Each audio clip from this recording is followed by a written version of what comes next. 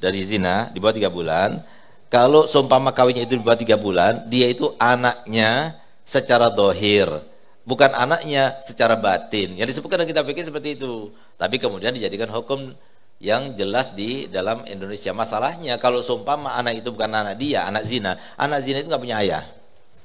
Anak zina punya ibu sama punya saudara seibu. Sehingga kalau seumpama ayahnya meninggal, dia nggak berhak dapat warisan. Kalau dia dapat warisan juga, berarti dia mengambil haknya saudara. Itu zalim. Kalau dia itu perempuan, laki-laki tidak masalah, karena laki-laki sendiri yang menerima kabulnya. Tapi kalau dia perempuan, kemudian yang menikahkan ayahnya tersebut, nggak sah pernikahannya. Setiap hubungan badan dihukumi zina. Jadi Al-Quran maupun hadis itu selalu ketika menyampaikan suatu penyampaiannya, itu sifatnya itu sifat umum, bukan secara individu.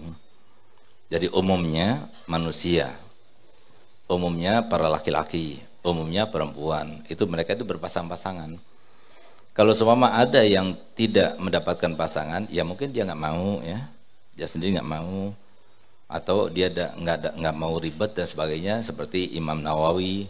Imam Nawawi itu bukan berarti dia itu seorang yang impoten atau tidak ada nafsu kepada lawan jenisnya, ada, tapi dia itu lebih sibuk dan menyibukkan diri dengan menulis kitab, mengajarkan ilmu dan sebagainya, sehingga kemudian syarah daripada kitab muhazzabnya saja, fikihnya itu sampai 20 jilid. Syarah muslimnya itu berapa jilid. Jadi sampai kalau dibagikan ke dalam umurnya semuanya, setiap hari dari mulai dia lahir sampai dia meninggal, dia menuliskan kitab sebanyak 4 lembar setiap hari. Nah, jadi ini salah satu contoh. Bukan berarti dia itu nggak ada jodohnya, tapi dia sendiri nggak mau. Nah, berarti apa? Jadi jodoh itu sama seperti rezeki. Bukan semua di antara kita punya mobil, kan? Bukan semua di antara kita punya motor. Jadi masing-masing Allah Ta'ala berikan rezeki. Ada rezekinya yang begini, ada rezeki yang begitu. Jadi masing-masing itu seperti itu. Jadi kebetulan ini termasuk yang rezekinya itu dalam keadaan bukan di sini kita dapatkannya, nanti di akhirat gitu. Karena kata Nabi SAW, paling rendahnya seorang penghuni surga, dia akan mendapatkan 72 bidadari. Jadi 70 bidadari, 2 orang wanita solihah dunia. Kan banyak wanita yang nggak ada jodohnya, meninggal dunia ada jodohnya, maka nanti dikawinkan kepada laki-laki yang masuk dalam surga. Jadi 2 daripada wanita solihah itu lebih afdal daripada bidadari. Jadi wanita solihah yang di dunia meninggal tanpa ada jodoh, nanti disandingkan dengan mereka yang sekelas atau sederajat dengan perempuan itu. Nah, jadi itu lebih enak dirasa, lebih membahagiakan daripada bidadari perempuan yang ini. Nah, jadi itu sama, laki-laki atau perempuan yang tidak ada jodohnya, berarti jodohnya di akhirat nanti. Tapi sebenarnya ada jodohnya, tapi di akhirat nanti gitu. Nah, siapa di akhirat? Ya dari manusia juga yang nanti akan masuk ke dalam surga. Karena kalau untuk perempuan nggak ada bidadari ada. Jadi bidadara nggak ada. Jadi bidadaranya ya bisa jadi seperti tergantung daripada derajatnya. Doakan ya, nanti kalau semua masih di surga saya punya 1 juta bidadari gitu. Nah gitu. Nah, karena doa boleh, tambah tinggi derajat orang, tambah banyak bidadarinya. Jadi bukan berarti langsung istrinya itu 1 juta kumpul begitu. Jadi kita pergi lihat, oh itu kok rumah bagus ya, enggak tuh rumah dia. Tinggal di situ 70 tahun, dari jalan lagi, oh situ enak. Jadi kayak begitu. Nah, jadi tapi istrinya terus bersama dia. Enggak ada lagi, nanti kapan giliran anak, lama banget dong gitu. Nah, itu enggak ada seperti itu. Karena apa? Semua sifatnya surga itu enggak seperti itu. Jadi apa yang kita pikirkan, surga itu enggak seperti yang kita pikirkan gitu ya. Nah, jadi yang pasti insya Allah kalau orang itu niat untuk mencari jodoh pasti ada. Sedangkan antara perempuan yang belum dapat jodoh, maka diantara faedah untuk mendapatkan jodoh itu banyak membaca ya nur 1000 kali itu. 1000 kali setiap hari setelah sholat hajat itu menjarab untuk dapat jodoh, dan juga salat busyra itu diniatkan untuk mendapatkan jodoh cepat ya, dapat jodoh. Kemudian yang kedua masalah cinta. Ya. Jadi cinta itu isyik namanya. Cinta itu isyik, itu adalah penyakit ya. Kalau terjadi sebelum waktunya, itu namanya penyakit. Afah, min afatil insan. Kalau sudah waktunya, itu merupakan sebuah karunia. Kalau belum waktunya, itu merupakan sebuah penyakit. Masalahnya, banyak orang yang menyakitkan dirinya sendiri sebelum waktunya. Nah, jadi kenapa? Karena dia sendiri yang memulai. Jadi sesuatu yang dilarang dalam agama, itu pasti ada dampaknya, nggak bagus. Nah, di antara dampaknya, Agama memerintahkan kita untuk jangan sampai kita itu menambatkan hati kepada seseorang, kecuali nanti kalau sudah jelas suaminya, baru kita tambatkan. Jadi jangan gampang kita itu untuk menambatkan, karena apa? Jodoh sudah ada di tangan Allah. Nah, jodoh itu konsepnya begini. Saya punya konsep dalam jodoh, catat baik-baik. Apa itu? Kalau jodoh, mudah saja. Kalau bukan jodoh, ada saja. Walaupun sudah direkayasa bagaimanapun, kalau bukan jodohnya, ada saja. Nah, karena apa? Jodohnya sudah ada. Makanya kemudian ulama mengatakan al-mu'gid fis sama. Jadi agat kita, yang mengagetkan itu adalah Allah. Jadi jodoh kita sudah ada. Jadi berapa banyak orang diantara yang kami carikan ya dari teman, cari kemana-mana jauh-jauh, nggak dapat tetangganya, nggak taunya, nggak taunya dapat kerabatnya sendiri. Gitu. Aja banyak yang seperti itu. Jadi memang jodoh itu adalah sesuatu yang sifatnya misteri, tapi bagaimana cara kita menyikapinya seperti yang saya tunjukkan tadi ciri-cirinya. Tapi kalau isyik itu rasa cinta. Kenapa kok perempuan itu sampai merasa cinta kepada seorang laki-laki sebelum waktunya? Itu kesalahan dia sendiri. Harusnya dia itu tidak meletakkan. Jadi pandang orang itu sekilas sepandang saja. Jangan sampai kita itu meletakkan. Nah, kalau sudah kita menganggap yang namanya perkawinan itu harus melalui tahapan pacaran dulu, itu yang salah, itu yang menyakitkan dia.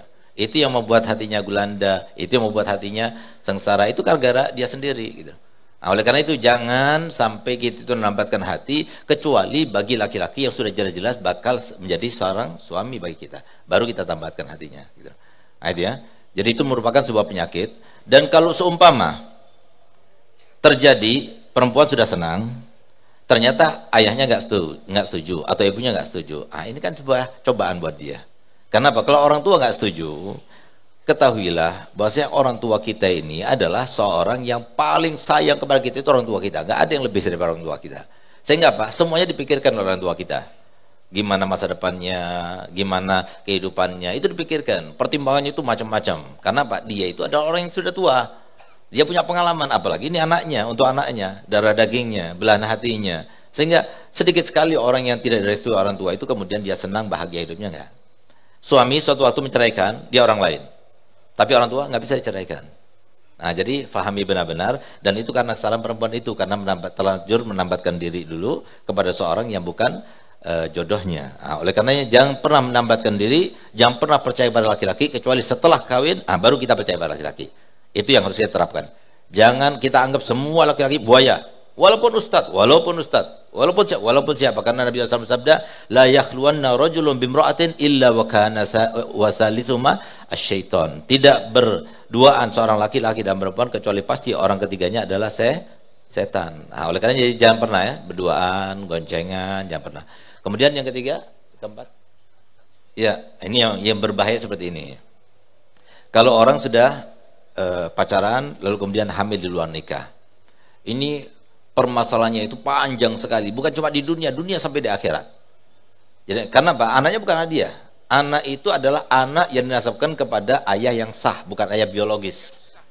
Jadi anak yang sah itu adalah anak yang janinnya itu ada di dalam rahim ibunya setelah akad nikah yang sah, itu anak yang sah.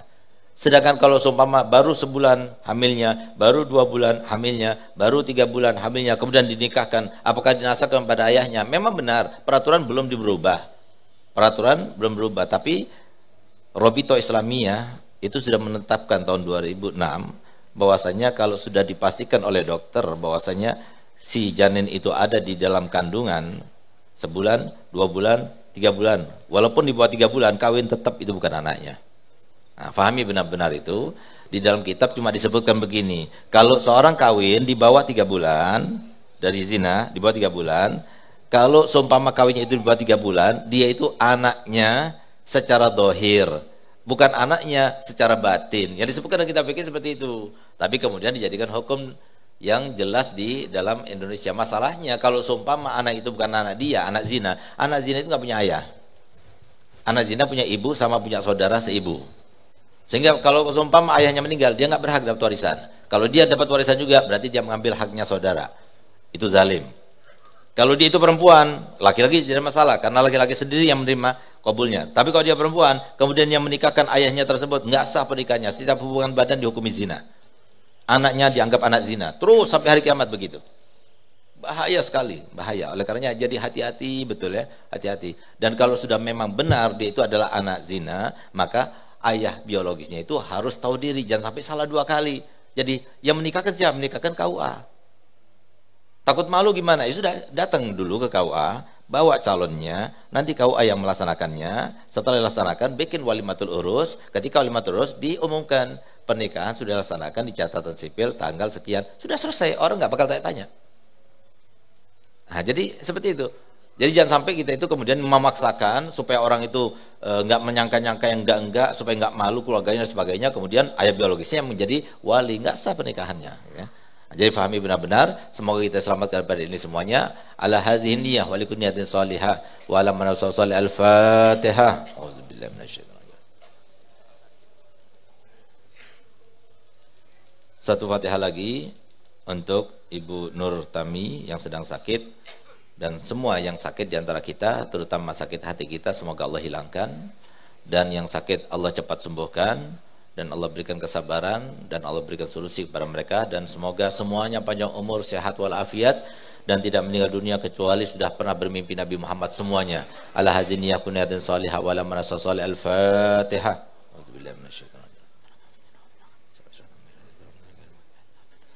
Allahumma salli wa sallim ala sayyidina Muhammadin sahibil busyara.